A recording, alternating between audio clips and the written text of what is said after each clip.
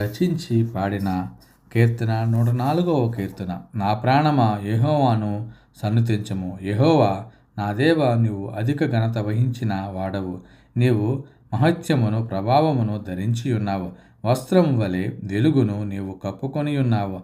తెరను పరిచినట్లు ఆకాశ విశాలమును నీవు పరిచియున్నావు. జలములలో ఆయన తన గదుల దూలములను వేసియున్నాడు. మేఘములను తనకు వాహనముగా చేసుకుని గాలి రెక్కల మీద గమనము చేయుచున్నాడు. వాయువులను తనకు దూతలుగాను అగ్నిజ్వాలలను తనకు పరిచారకులుగాను ఆయన చేసుకొని ఉన్నాడు. భూమి ఎన్నటికీ కదలకుండునట్లు ఆయన దాని పునాదుల మీద స్థిరపరచెను. దాని మీద అగాధ జలములను నీవు వస్త్రం వలె కప్పితివి. కొండలకు పైగా నీళ్లు నిలిచెను. నీవు గద్దింపగానే అవి పారిపోయెను. నీ ఉరుము శబ్దము విని అవి త్వరగా పారిపోయెను. నీవు వాటికి నియమించిన చోటికే పోవుటకై అవి పర్వతములెక్కెను, పొలములకు దిగెను. అవి మరలి వచ్చి భూమిని కప్పగా ఉంచునట్లు అవి దాటలేని సరిహద్దులు నువ్వు వాటికి నియమించితివి. ఆయన కొండలో లోయలలో నీటి బుగ్గలను పుట్టించును. అవి మన్యములలో పారును. అవి అడవి జంతువులన్నిటికీ దాహమిచ్చును. వాటి వలన అడవి గాడిదలు దప్పి తీర్చుకును. వాటి ఒడ్డున ఆకాశ పక్షులు వాసము చేయును. కొమ్మల నడుమ అవి సునాదము చేయును. తన గదులలో నుండి ఆయన కొండలకు జలధారలనిచ్చును. నీ క్రియల ఫలముల చేత భూమి తృప్తి పొందుచున్నది.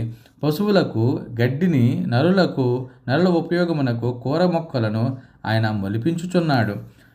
అందుమూలమున భూమిలో నుండి ఆహారమును, నరు హృదయమున సంతోషపెట్టు ద్రాక్షరసమును, వారి మొగములకు మెరుగునిచ్చు తైలమును, నరుల హృదయమును బలపరుచు ఆహారమును ఆయన పుట్టించుచున్నాడు. యెహోవా వృక్షములు తృప్తి పొందుచున్నవి. ఆయన నాటిన లెబనోను దేవదారు వృక్షములు తృప్తి పొందుచున్నవి. అచ్చట పక్షులు తమ గూళ్ళు కట్టుకును. అచ్చట సరళవృక్షముల పైన కొంగలు నివాసము చేయుచున్నవి. గొప్ప కొండలు కొండమేకలకు ఉనికిపట్లు, కుందేళ్లకు బండలు ఆశ్రయస్థానములు. ఋతువులను తెలుపుటకై ఆయన చంద్రుని నియమించెను. సూర్యునికి తన అస్తమ సమయకాలము తెలియను. నీవు చీకటి కలుగు చేయగా రాత్రి అగుచున్నది. అప్పుడు అడవి జంతువులన్నీ తిరుగులాడుచున్నవి. సింహపు పిల్లలు వేట కొరకు గర్జించుచున్నవి. తమ ఆహారమును దేవుని చేతిలో నుండి తీసుకొని చూచుచున్నవి.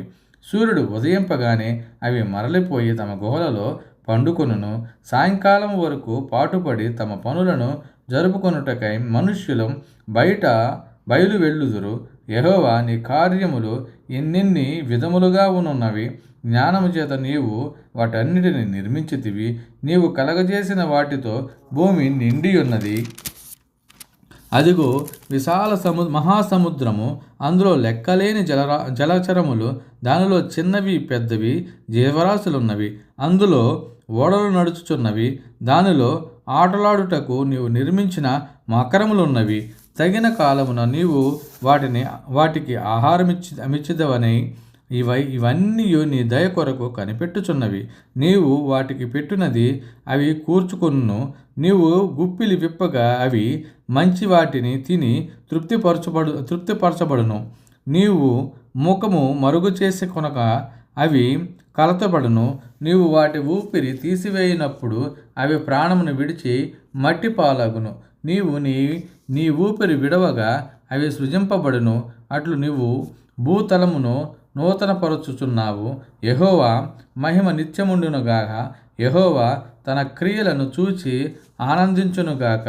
ఆయన భూమిని చూడగా అది వణకును. ఆయన పర్వతములను ముట్టగా అవి పొగరాజును. నా జీవితకాలమంతయు నేను యెహోవాకు కీర్తనలు పాడెదను. నేనున్నంతకాలము నా దేవుని కీర్తించెదను. ఆయనను గూర్చిన నా ధ్యానము ఆయనకు ఇంపుగా నుండునుగాక. నేను యెహోవా యందు సంతోషించెదను. పాపులు భూమి మీద నుండి లయమగుదురుగాక. భక్తిహీనులు ఇక నుండకపోవుదురుగాక. నా ప్రాణమా యెహోవాను సన్నుతించుము. యెహోవాను స్తుతించుడి.